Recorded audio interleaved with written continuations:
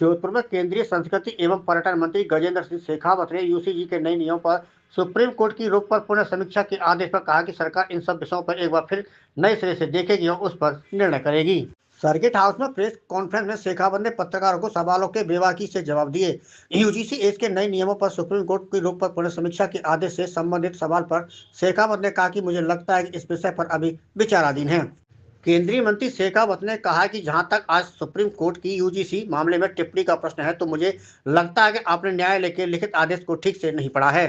शेखावत ने कहा कि कानून निर्माण की प्रक्रिया पर मैं बस इतना कह सकता हूं कि बिना परामर्श से कोई कानून नहीं बनता। संसद की समिति जिसकी अध्यक्षता विपक्ष के पास थी, उसने इस पर विचार विमर्श करके ही अपनी रिपोर्ट दी थी।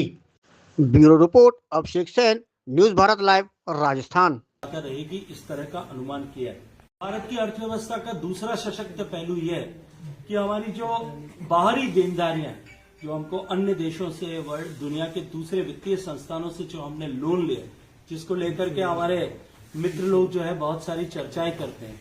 आज भारत के जो बाह्य लोन जितने भी हैं उन देनदारियां सीमित हैं और उसके साथ साथ में वो मैनेजेबल असेट्स हैं।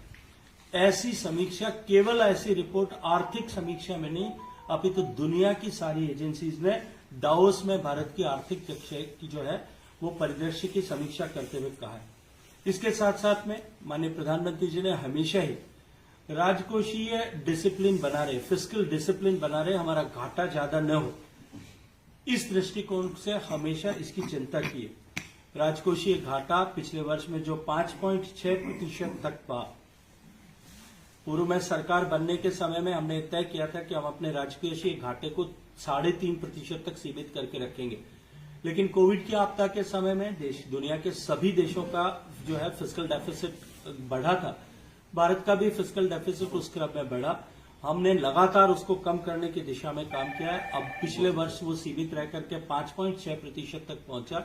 इस वर्ष फिस्कल डेफिसिट 4.5% से कम रहे, इसका रोडमैप देश की सरकार के योजनाओं में दिखाई देता है। और साथ साथ में माननीय प्रधानमंत्री जी का माननीय राष्ट्रपति जी का अभिभाषण और दावोस में जिस तरह के जो है अनुमान देश को की अर्थव्यवस्था को लेकर के किए गए, मैं इन सब को मिला जुला करके ये कह सकता हूं कि ये सभी जो विषय हमको इस बात का भरोसा दिलाते हैं कि भारत केवल योजनाओं का निर्माण नहीं करता, अपितु गरीब, किसान, युवा और नारी शक्ति का सृजन करके उन सब के साथ मिलकर के विकसित भारत की मजबूत, संतुलित और आत्मविश्वास से परिपूरित नींव रखने में कामयाब हुआ। इसी के साथ साथ में एक बड़ी घटना परसों और हुई थी, मैं उसकी भी थोड़ी सा उल्लेख आपके सामने करना चाहता हूं। एक ऐतिहासिक समझौता जिसे मदर ऑफ ऑल एग्रीमेंट्स की संज्ञा दी गई। अब तक के हुए गए दुनिया भर में हुए सारे ट्रेड एग्रीमेंट की मां के बराबर उसको माना गया। भारत का यूरोपियन यूनियन के साथ में पूरी दुनिया को चौंका देने वाला ऐसा समझौता हुआ।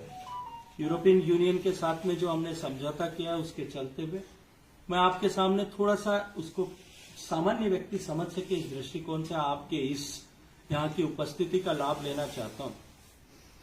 देखिए, यूरोपियन यूनियन जब आप बात करते हैं तो वो 27 देशों का समूह है, जिनकी लगभग आबादी 50 करोड़ के आसपास।